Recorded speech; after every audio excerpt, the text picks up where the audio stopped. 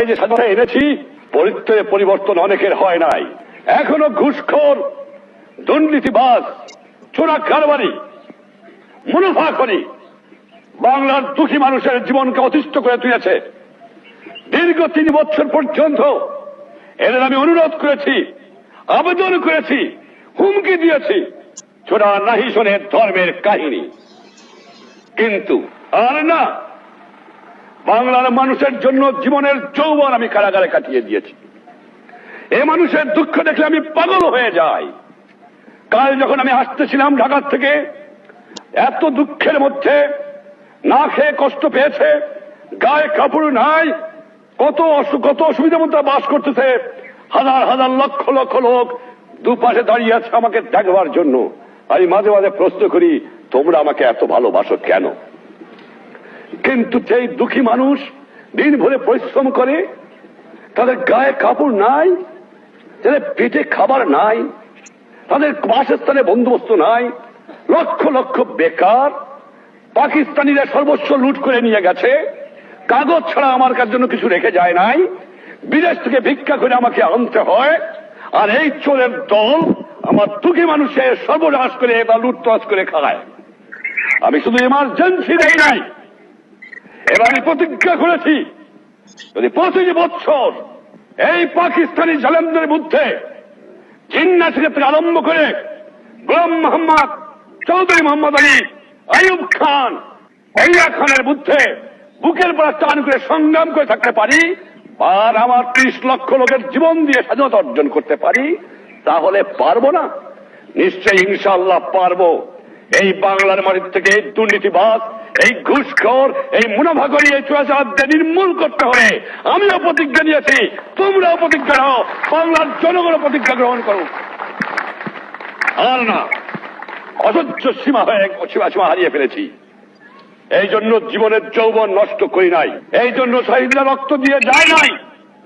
কয়েকটা চোরা কারবারি, মুনাফাখোর, ঘুষখোর দেশের সম্পদ বাইরে বাইর করে দিয়ে আসে, জিনিসের দাম গুদাম করে মানুষকে না খাওয়া মারে। উৎখাত করতে হবে বাংলার বুকের থেকে এদের। দেখি কত দ্রুত টিকতে পারে। চোরের শক্তি বেশি না ইমানদারের শক্তি বেশি, সেইটাই যখন প্রমাণ হয়ে যাবে। অন্যায়ের বুক কাছে কোনদিন মাথা নত করি নাই। বারবার পাকিস্তানি আমাকে ফাঁসি দিতে চেয়েছে, বারবার বুক টান করে আমি দাঁড়িয়ে রয়েছি, কারণ আল্লাহ আমার সহায় ছিল, বাংলার জনগণের আমার দোয়া ছিল, এখনো সেই দোয়া আছে। ইনশাআল্লাহ তোমাদের সাহায্য, তোমাদের সহানুভূতি, তোমাদের কাজ, দেশের জনগণের ভালোবাসা আর ইমানদার মানুষের সহযোগিতায় এই দুষ্কৃতিকারীদের নির্মূল করতে হবে। আর একদল আছে যারা বিদেশির অর্থে বাংলার স্বাধীনতাকে নস্যাৎ করতে চায়, রাতের অন্ধকারে নিরপরাধ মানুষকে হত্যা করে, যারা বিদেশি আদর্শ বাংলার মাটিতে চালু করতে চায়, তাদের বাংলার মাটিতে স্থান হবে না। মনে রেখো তোমরা, তাদের বাংলার মাটিকে শেষ করতে হবে। কেমন করে একটা লোক নিজের দেশের মাতৃভূমিকে বিক্রি করতে পারে পয়সার লোভে, ভাবতে আমি শিহরিয়া উঠি। তোমরা হবে আমার পিপুলস আর্মি, তোমরা পেশাদার বাহিনী নয়, তোমরা শুধু সামরিক বাহিনী নও। তোমাদের দরকার হলে নিজের উৎপাদন করে খেয়ে তোমাদের দেশকে বাঁচতে হবে। এটা হবে আমার জনগণের বাহিনী, এটা হবে পিপুলস আর্মি, এটা পাকিস্তানের পেশাদারি আর্মি হবে না। এইদিকে তোমাদের খেয়াল রাখা দরকার। আর যেখানে অন্যায় অবিচার দেখবা, চরম আঘাত করবা, ন্যায়ের পক্ষে দাঁড়াবা, গুরুজনকে মেনো, সৎ পথে থেকো, শৃঙ্খলা রেখো, তাহলে জীবনে মানুষ হতে পারবা। একথা তোমাদের ভুললে চলবে না। ইনশাআল্লাহ আমি গর্বিত। আমি যেমন আমার সামরিক বাহিনীকে স্মাগলিং বন্ধ করার হুকুম দিলাম, আমি নিশ্চয়ই আজ গর্ব করে বলতে পারি 25 বছরে স্মাগলিং বন্ধ করতে পারে নাই, কিন্তু ইনশাআল্লাহ এবার 95% স্মাগলিং আমার সামরিক বাহিনী বন্ধ করতে পেরেছে বিডিআরের সাহায্য নিয়ে। তাদের জনগণের সহযোগিতার প্রয়োজন। মনে রেখো, জনগণ কারা? তোমার বাপ, তোমার ভাই। তোমাদের যে মায়না আসে কোত্থেকে আসে? সরকারি বেসরকারি কর্মচারী যারা এখানে আছেন, তাদের সকলের বেতন আসে বাংলার দুঃখী মানুষের ট্যাক্সের টাকা দিয়ে। তোমরা তাদের মালিক নও, তোমরা তাদের সেবক। তাদের অর্থে তোমাদের সংসার চলবে। তাদের শ্রদ্ধা করতে শিখো, তাদের ভালোবাসতে শিখো, নিশ্চয়ই যেখানে অন্যায় হবে সেখানে দমন করবা, কিন্তু নিরপরাধ লোকের উপর যেন অন্যায় না হয় এদিকে খেয়াল রেখো। তোমাদের জন্য আমার শুভেচ্ছা রইল।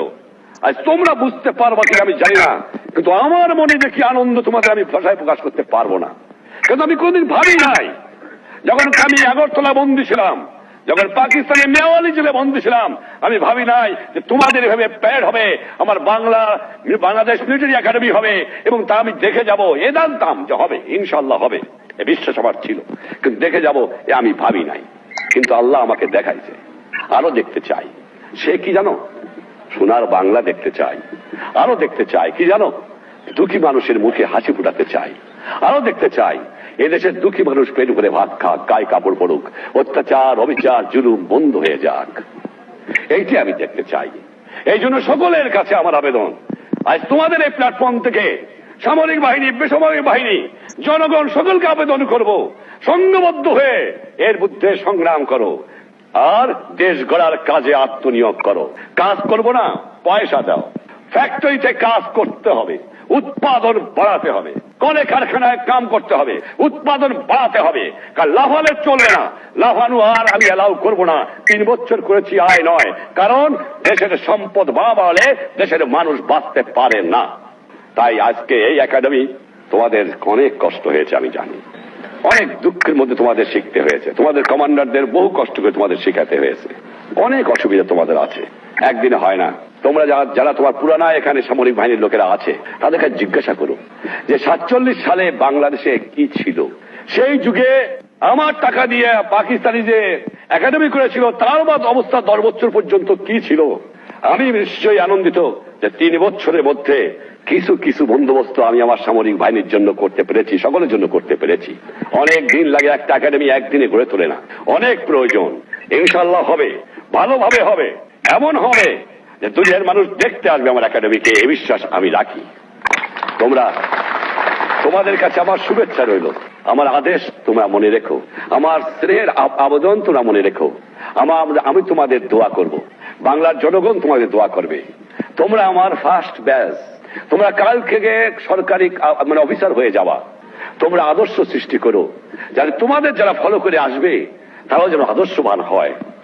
তোমাদের উপর আমার এই বিশ্বাস আছে। আমি তোমাদের ধন্যবাদ জানাচ্ছি, আমি আমার চিরদের স্টাফকে ধন্যবাদ জানাচ্ছি, আমি কমান্ডারকে ধন্যবাদ জানাচ্ছি, যারা ইনস্ট্রাক্টর ছিল তাদের আমি ধন্যবাদ জানাচ্ছি, আর যারা সহযোগী তাদের আমি ধন্যবাদ জানাচ্ছি। এবং ধন্যবাদ জানিয়ে তোমাদের কাছ থেকে আমি বিদায় নিচ্ছি। ইনশাআল্লাহ স্বাধীন দেশে রক্ত দিয়ে স্বাধীনতা এনেছি, এই স্বাধীনতা নিশ্চয়ই ইনশাআল্লাহ থাকবে, কেউ ধ্বংস করতে পারবে না। তবে স্বাধীনতা বৃথা হয়ে যাবে যে বাংলার মানুষের, দুঃখী মানুষের মুখে হাসি ফুটাতে না পারো। সেই জন্য তোমাদের কাছে আমার আবেদন রইল, সৎ পথে থেকো, খোদা নিশ্চয়ই তোমাদের সাহায্য করবে। বিদায় নিচ্ছি।